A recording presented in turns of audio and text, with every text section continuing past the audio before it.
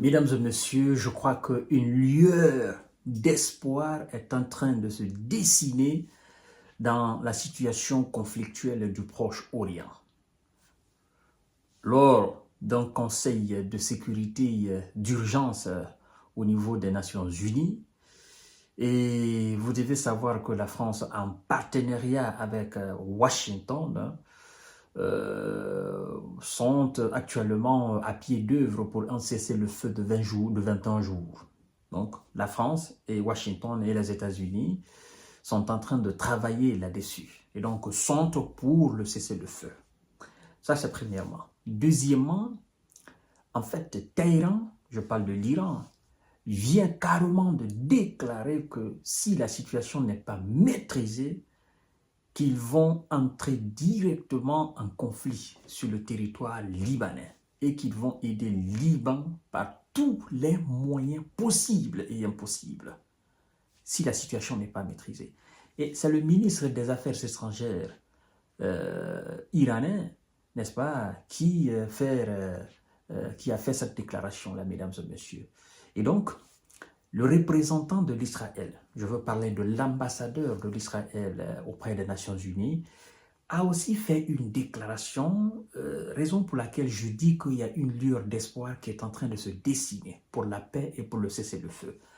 Parce que cet ambassadeur israélien auprès des Nations Unies déclare que son pays préférerait une négociation, la voie diplomatique pour permettre aux habitants du nord d'Israël de revenir vivre là-bas parce que, vous savez, le sud du Liban, c'est le nord de l'Israël. Vous voyez, lorsque vous voyez la carte, vous voyez carrément que le Liban est assis sur l'Israël. Donc, le sud du Liban, c'est le nord de l'Israël. C'est à partir de ce nord de l'Israël que les soldats israéliens tentent d'entrer, n'est-ce pas, dans ce sud du Liban où se trouvent effectivement les éléments du Hezbollah qui aussi opposent une bataille vraiment violente à ces militaires israéliens. Et donc, évidemment, lorsqu'il y a confrontation, les populations civiles ne peuvent pas rester. Donc aujourd'hui, à l'instant même, il faut dire que les civils israéliens qui étaient au nord de ce pays ne le sont plus. Évidemment aussi que les civils dans le sud du Liban, c'est-à-dire dans cette zone d'affrontement entre ces deux blocs, ces civils aussi sont évacués. Et donc, le représentant de l'Israël auprès de l'ONU souhaiterait une voie, une négociation, souhaiterait que ça se passe autour de la table. Au-delà de cela, il dit, bon, si la négociation venait à échouer, qu'ils vont passer par la voie militaire pour essayer d'atteindre leurs objectifs, ce qui est évidemment, moi je dirais, irréalisable, parce que les objectifs, c'est quoi? Les objectifs, c'est d'imposer la paix par les armes. C'est impossible. On ne peut pas imposer, n'est-ce pas? On ne peut pas amener la paix avec les armes. Donc, on nous dit ceci. L'Iran allié du Hezbollah menace de soutenir le Liban par tous les moyens. Vous comprenez? Téhéran estime que l'offensive d'Israël met le Proche-Orient au bord d'une catastrophe totale. Et il continue en disant, la situation au Proche-Orient continue de se tendre. Liban, n'est-ce pas, l'Iran menace en effet de rentrer directement dans le conflit qui, si joue, Téhéran compte soutenir le Liban par tous les moyens en cas d'escalade de l'offensive d'Israël, a ainsi mis en garde ce mercredi le ministre iranien des Affaires étrangères. Il continue en disant ceci. La région est au bord d'une catastrophe totale. Si la situation n'est pas maîtrisée, le monde fera face à des conséquences catastrophiques, a averti Abbas Araghchi, n'est-ce pas, avant une réunion d'urgence du Conseil de sécurité de l'ONU sur le Liban. Et alors, on nous informe aussi que Paris et Washington pour en cesser le feu de 21 jours. Alors, l'ambassadeur israélien à l'ONU a répondu quelques minutes plus tard que son pays préférerait une solution diplomatique, vous voyez, pour permettre le retour chez eux des habitants du nord d'Israël. Et il continue en disant ceci, si, voilà, le retour, n'est-ce pas, des habitants du nord d'Israël, n'est-ce pas, ce serait beaucoup mieux pour Israël, beaucoup mieux pour le Liban, a déclaré Danny Danon. Mais en cas d'échec de la diplomatie, nous utiliserons tous les moyens à notre disposition en accord avec le droit international pour atteindre nos objectifs, a-t-il prévenu. Et donc, quand vous dites en accord avec les lois internationales, vous savez que vous n'êtes pas en accord avec les lois internationales. Ça, quand même, vous devez le savoir. Ni le Liban, ni le Hezbollah, voilà, personne dans ce conflit ne fait cette situation en accord avec les lois internationales. Parce que si réellement vous respectiez les lois internationales, moi je pense que ce qu'on est en train de vivre aujourd'hui au Proche-Orient, que ce soit du côté israélien ou du côté iranien, ou du côté libanais même du Hezbollah, on n'allait pas assister.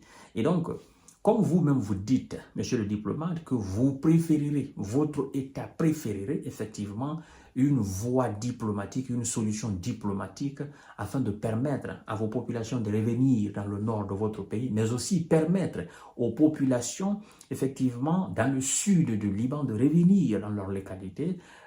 Moi, je pense que c'est la meilleure solution, c'est ce que vous devez mettre sur la table. Et j'en suis sûr de quelque chose. Si vous avez la volonté politique de négocier sincèrement et honnêtement, la solution va apparaître. La solution viendra. Les Iraniens ne sont pas bornés. Les gars du Hezbollah ne sont pas fous. Vous non plus, vous n'êtes pas fous. Nous sommes tous des êtres humains, censés réfléchir et comprendre les choses. Nous avons cette faculté nous permettant de distinguer le mal du bien. Et nous pouvons nous comprendre si exactement on s'assoit autour de la table sur la sincérité, l'honnêteté. Si on veut vraiment qu'il y ait la paix, nous allons apporter la paix. Après la Seconde Guerre mondiale, on a décidé de faire la paix. N'est-ce pas, on a fait la paix. Après la Première Guerre mondiale, on a décidé de faire la paix. N'est-ce pas, on a fait la paix. Après la guerre froide, on a décidé de faire la paix. Et même ce qui est en train de se passer en Ukraine, là, si on décide, le jour qu'on va décider de faire la paix, nous les êtres humains, on va faire la paix. Tout dépend de nous. Le Créateur, si vous croyez encore, comme nous croyons là, le Créateur, il nous a dotés de cet esprit, nous permettant de nous comprendre. Nous ne sommes pas des animaux sauvages. Nous sommes des êtres humains, doués d'intelligence. C'est nous qui créons ces tensions. Et c'est nous qui avons la capacité de résoudre aussi ces tensions-là. Il faut que vous compreniez cela. La voie diplomatique, c'est la meilleure voie pour mettre fin à cette situation. Vous comprenez? Alors, si les actions de Téhéran vous poussent à réfléchir, moi je pense que c'est la meilleure solution. Vous devez réfléchir. D'accord? Si Téhéran dit que en cas d'escalade de votre offensive au Liban, qu'ils vont directement entrer en conflit, et moi je pense aussi que vous ne voulez pas de conflit direct avec Téhéran. Téhéran ne veut pas aussi de conflit direct, mais pour Téhéran, c'est une solution, c'est une manière effectivement de vous pousser à réfléchir et d'arrêter ce que vous êtes en train de faire. En fait, c'est ça la réalité. C'est ça la réalité. Et donc, lors de la réunion d'urgence du Conseil de sécurité, la France, en partenariat avec les États-Unis, a fait une proposition visant à instaurer un cessez-le-feu temporaire de 21 jours au Liban, afin de faciliter des négociations entre Israël et le Hezbollah, dont le principal allié n'est autre que Téhéran. Voilà. Donc, si les Français sont sincères, les Américains sont sincères pour une négociation, mais pourquoi ne pas négocier? Pourquoi ne pas enterrer les haches de guerre afin de permettre aux populations civiles de vivre paisiblement et tranquillement? C'est deux pays frontaliers. Vous ne pouvez pas changer la géographie de ces deux pays-là. De la même manière que vous ne pouvez pas changer la géographie de ces deux pays, c'est de la même manière aussi que vous devez accepter que ces populations vivent, cohabitent et se côtoient régulièrement. C'est aussi simple que ça. Bon sang de Dieu, arrêtez cette mascarade, arrêtez de verser du sang de gauche à droite. Ça n'arrange personne. Vous êtes aujourd'hui, tous vos systèmes de défense anti-aérien ou défense machin territoriale ou bien, tout est activé aujourd'hui. Donc, en fait, il y a une concentration constante, n'est-ce pas, des défenses. Et ça, c'est pas bon. Vous êtes tout le temps sur le qui-vive. Ça, c'est pas bien. Hein? La sécurité doit être quelque chose quand même de... Voilà, mais à chaque fois, vous êtes dans le combat, les influences, les militaires, les missiles. C'est pas ça la paix. C'est pas ça la paix pour les citoyens. C'est pas ça. Si pour les politiques, c'est une question d'orgueil, mais pour les pauvres citoyens, pour les pauvres habitants, pour l'agriculteur, l'artisan, le commerçant, l'artisan, tout ça là, le menuisier, pour le maçon, pour des gens qui sortent le matin aller chercher leur nourriture, c'est pas bon pour eux. Eux, ils veulent juste la paix. C'est ça. Ce sont les politiques qui mélangent tout ça là. Donc, nous sommes les citoyens du monde et donc nous voulons la paix. Nous souhaitons que vous vous compreniez et que vous mettez fin à cette situation. Point barre, mesdames et messieurs, je vous souhaite une excellente nuit. Moi je dirais tout simplement que c'est une fenêtre et nous devons en profiter, d'accord, pour sortir de cette mascarade-là, c'est tout. Partagez la vidéo dans tous les groupes aussi. Merci beaucoup.